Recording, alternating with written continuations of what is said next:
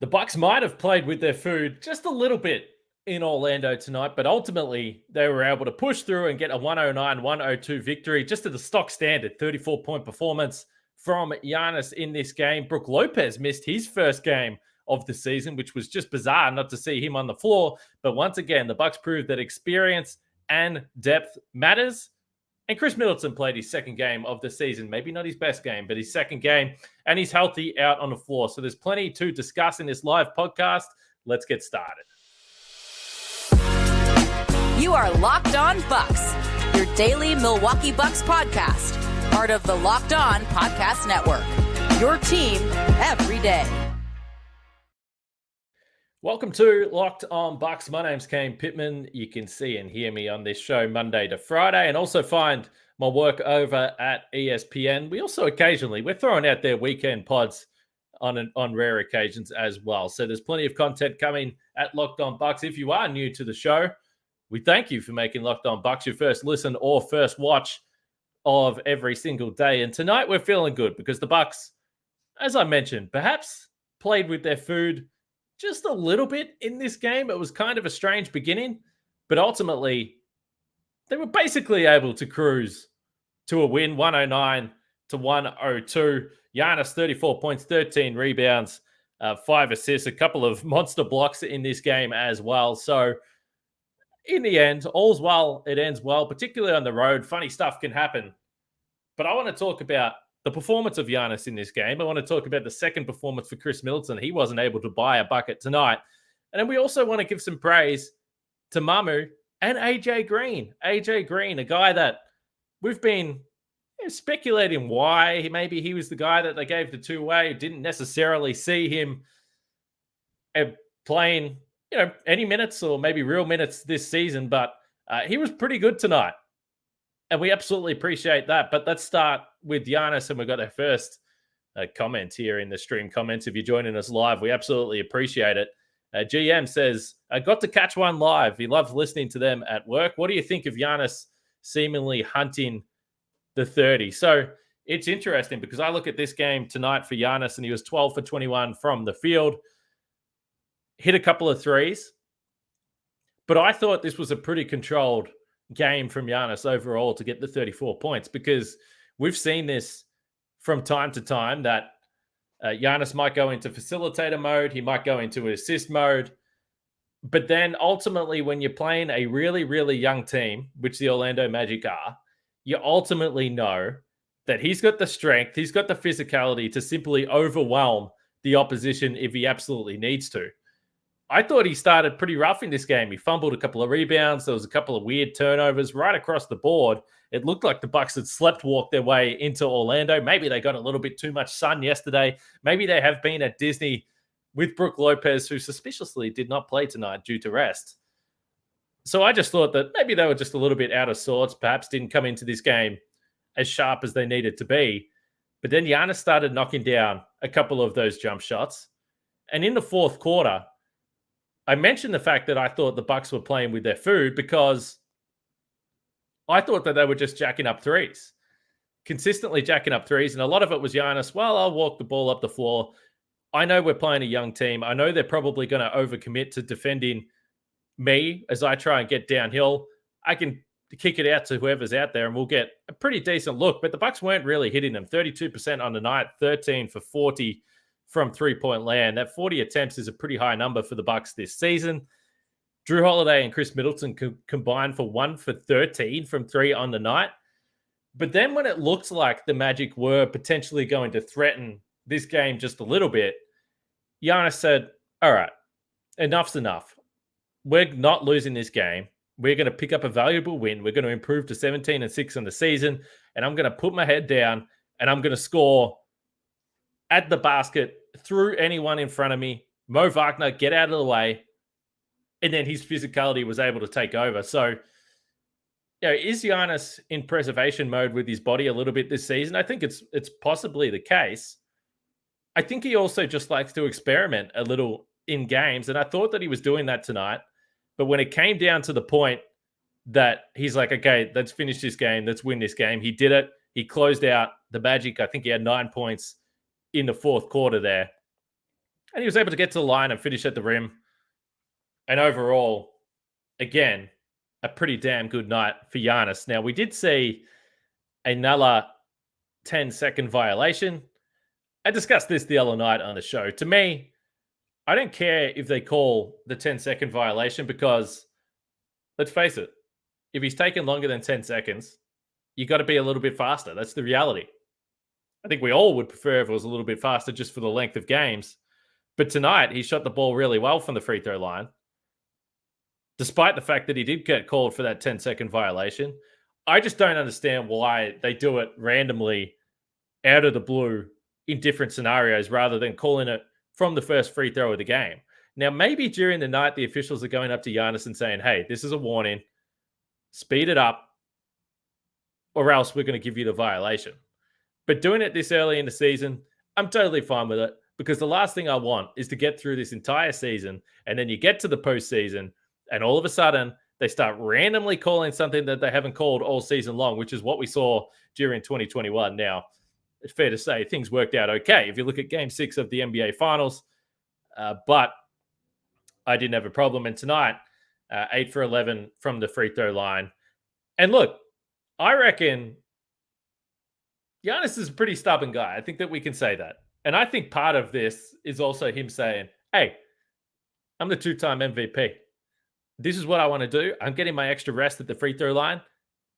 You want to give me the odd 10-second violation? Go ahead. I don't think that he's going to change, put it that way. But we'll see. Either way, it is noteworthy that he did get called for another 10-second tonight. Robbie H says, finally caught you live. Thanks for the extra Bucks coverage. So this is something I've been trying here the last few weeks with these live podcasts. It's fun to just jump on post-game.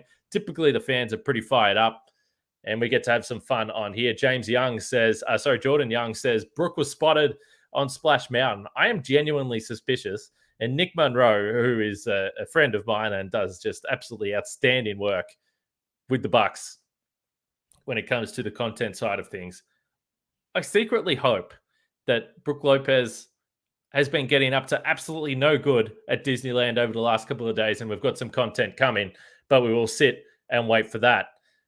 So we've got through Giannis. We've got through the weird start to this game.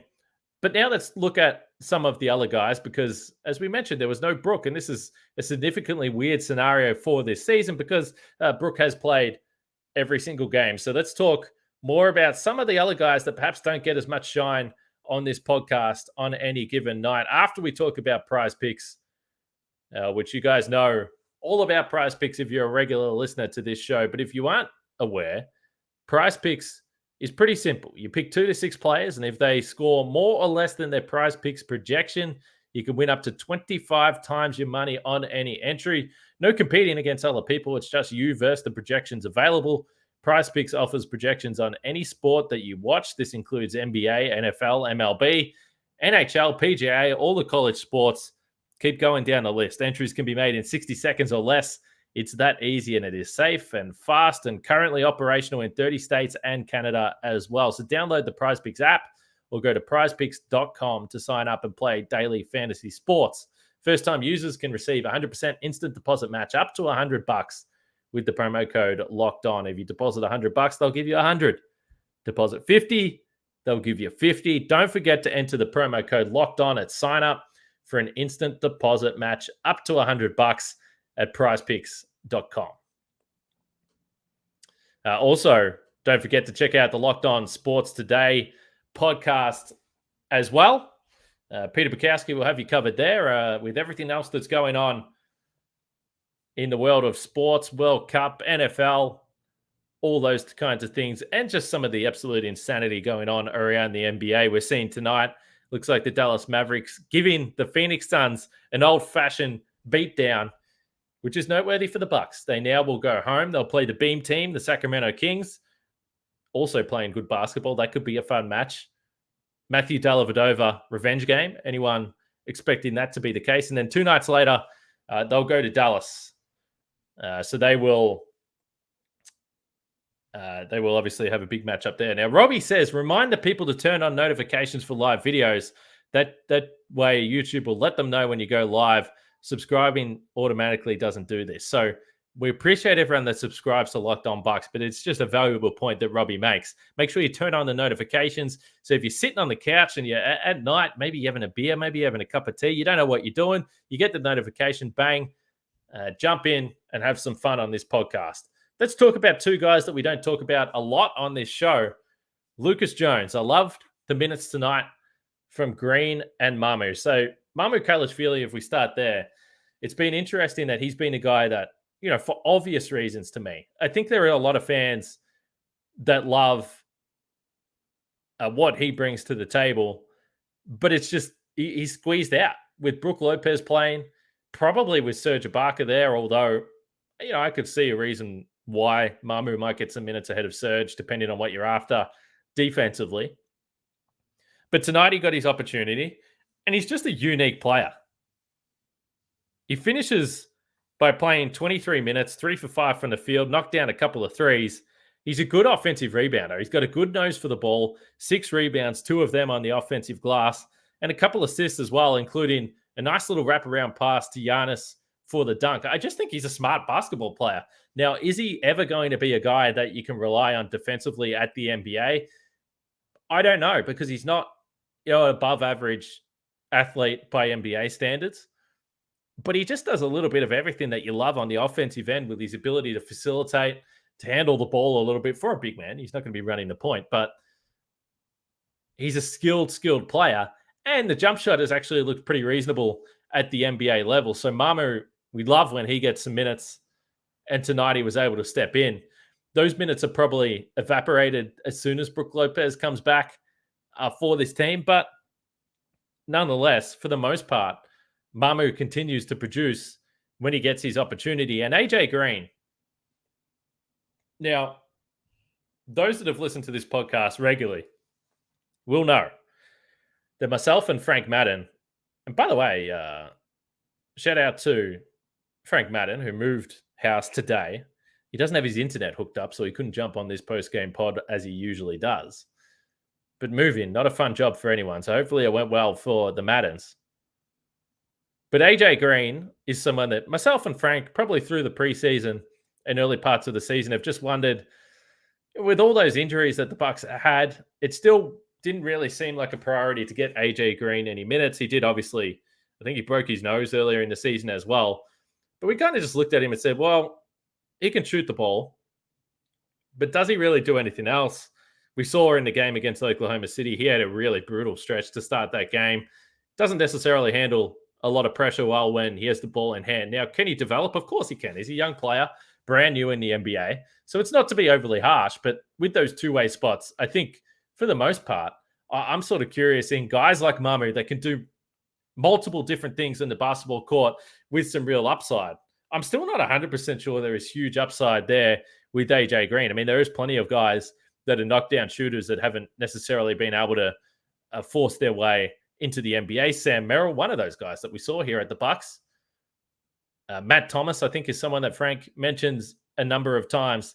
But credit where credit's due. Tonight, in a game, again, where I didn't think the Bucks were at their absolute best, AJ Green came in, and if he's going to play, he did exactly what you want to see from him. He knocked down shots, 12 points in 10 minutes, as Q points out, 3 or 5 from behind the arc. He was even shooting a technical free throw out there. It's a unique shooting style that AJ Green has, I will say that.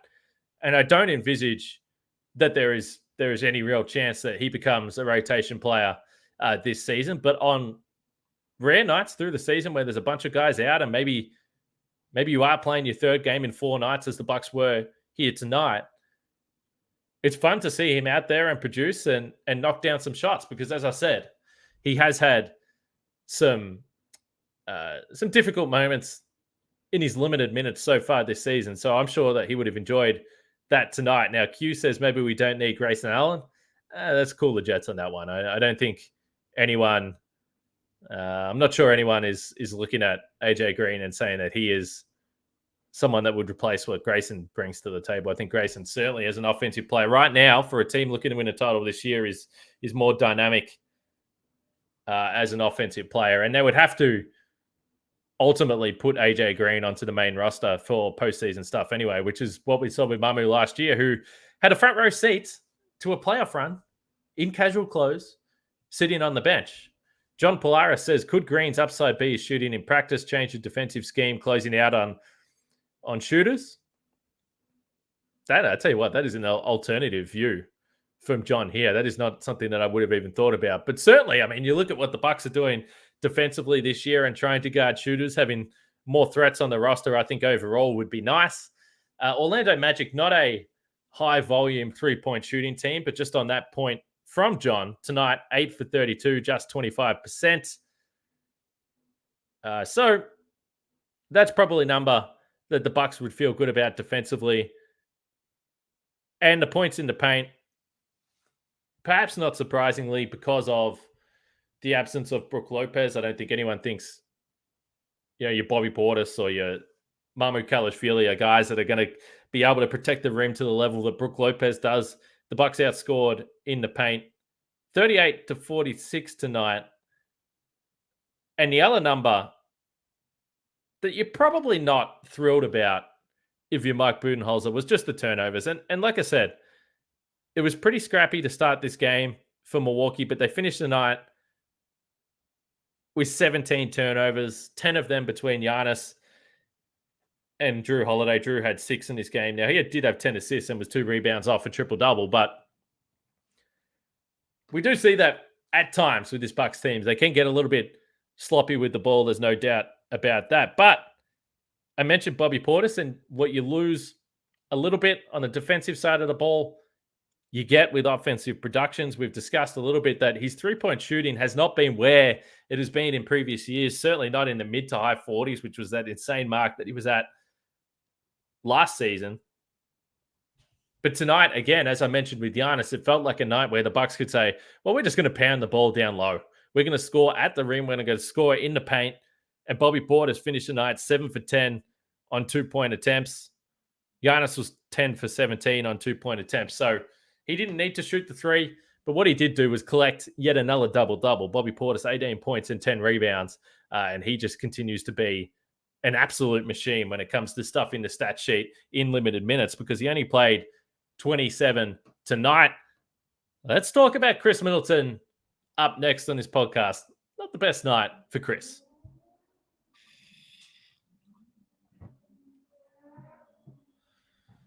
Game 2 for Chris Middleton since he returned to the lineup. 26 minutes. So this is 2 games now that he's played. And I know that Bud has kind of referenced that they might try and ease him back into the lineup. But certainly to this point, his minute totals have been up. He was sensational against the Lakers. And I mentioned on the weekend podcast that I did that I was surprised at how great Chris Middleton looked, how smooth that jump shot looked. And then you look at tonight, and there was the rust that we expected to be there against the Lakers. And maybe he was just all juiced up. National TV, in front of home fans, playing against the Lakers in a game that was up and down, high tempo, people making shots all over the place. And sometimes you hear players say that game 2 is when you actually feel this rust. First time going on the road to play, obviously, for a long time. But 1 for 11 from the field and 0 for 7 from 3 for Chris. He did get to the free throw line and knock down 3 or 4 of those, but just an extremely rusty night for Chris Middleton. And a lot of the shots looked pretty good, to be honest. Missed a couple of shots at the rim, a couple of jump shots rattled in and out. So it's overall a tough night for Chris, but I'll just keep saying it. I'm just thrilled seeing him out on the floor and playing back with this Bucks team, because they obviously desperately need him. Geez, we've got some Giannis negativity in the comments here. Giannis is a turnover machine. Expect him to throw away the ball 3 times, get stripped 3 times, and miss 3 3-pointers. Well, look, that is disappointing. I guess we'll just have to live with the fact that he'll also put in 35 points, grab 14 rebounds, and dish out 5 assists and be the best basketball player in the world. Lucas Jones asked, do you think Giannis will get 9 30-point games in a row?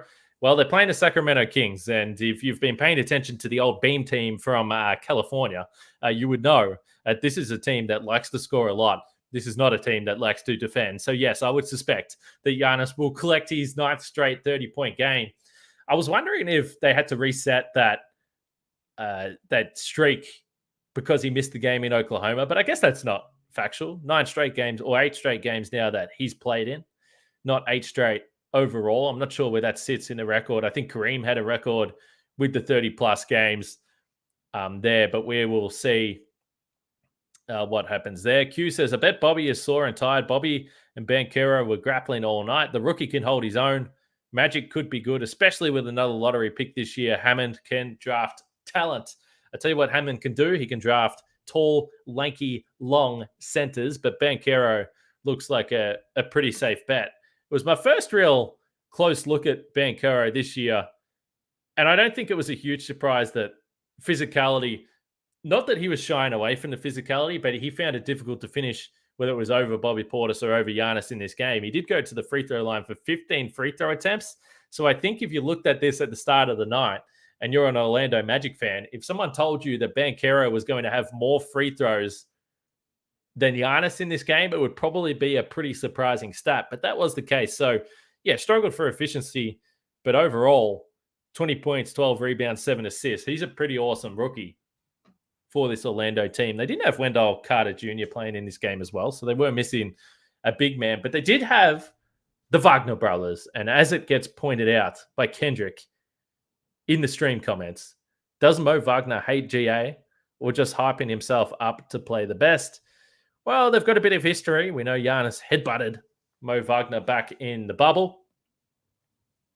And so I think there's a genuine enough dislike for each other from a competitive standpoint. There's a few guys like that for Giannis. He's got a few guys that he genuinely likes to go at. And we saw that play late in the game where Giannis put the ball on the floor, drove hard to the basket, and Mo Wagner stood in front of him. He was carrying on. He wanted the charge call, and he got it. The play went to review, and it was overturned, and Giannis essentially was able to ice the game at the free throw line there. So, yeah, I think he's one of Giannis's weird, because he's not a great player in the NBA, weird rivals that he has. But, yeah, it's got to be a shame now for Orlando Magic fans because they know that Giannis is going to bring it on a nightly basis against the Orlando Magic. All right, as I've mentioned, the Sacramento Kings up next, and then Dallas. The Bucks now 17-6 on the season. And I've said this all year long, but when you talk about some of the injuries the Bucks have had, the unavailability tonight, there was no Brook Lopez, no Grayson Allen. Wesley Matthews didn't even need to touch the floor. You have to love the depth of this team. Boston picked up a pretty handy win tonight, but overall, the Bucks are cruising. And we got some mixed feedback from our podcast yesterday discussing the idea of load management. But I think overall, probably the majority of fans are happy with the way the Bucks are managing this season, happy with the way the Bucks are managing their players, keeping them healthy, and understanding that as long as you're within a few games of that one seed, you put yourself in a position later in the season to decide your own fate. And I think ultimately, the start of this season, even though it was home heavy, even though the Bucks on the schedule were playing a lot of teams that we didn't expect to be in the postseason, you still got to win those games. And I think given where the health has been, they've done a perfect job of managing this team. And as we discussed on that podcast, I don't think there's a huge reason to be concerned about Brook Lopez and the way he's being managed, because this team just simply does not take risks. And when you can go to Orlando and you have your top three, you expect to win because you can rely on the role players like Mamu, and even you get nice little contributions from AJ Green tonight, who came in and played, which meant that Wesley Matthews didn't have to play. So the Bucks are doing a superb job looking after their players. They're 17-6 on the season, still on 60-win pace for the season, and you got to be pretty happy about that if you're a Bucks fan. Before I wrap this up, we did have a comment as I figure out where I'm pointing about this poster behind me. This is Giannis dunking on Chris Paul, which I'm sure most of our listeners and viewers absolutely already understood from the NBA Finals. But it is a very cool poster. Look at a Giannis little frame thing up the top there holding the NBA title. So this is what you get. You jump on YouTube, you see where I'm doing these podcasts. So as I said, make sure you subscribe. And also make sure you listen to the Locked On Sports Today podcast with Peter Bukowski. He'll run through all the sports across the world and keep you up to date with everything you need to know with the news and analysis and the experts that can bring you all the info. Let's wrap up this post-game podcast here.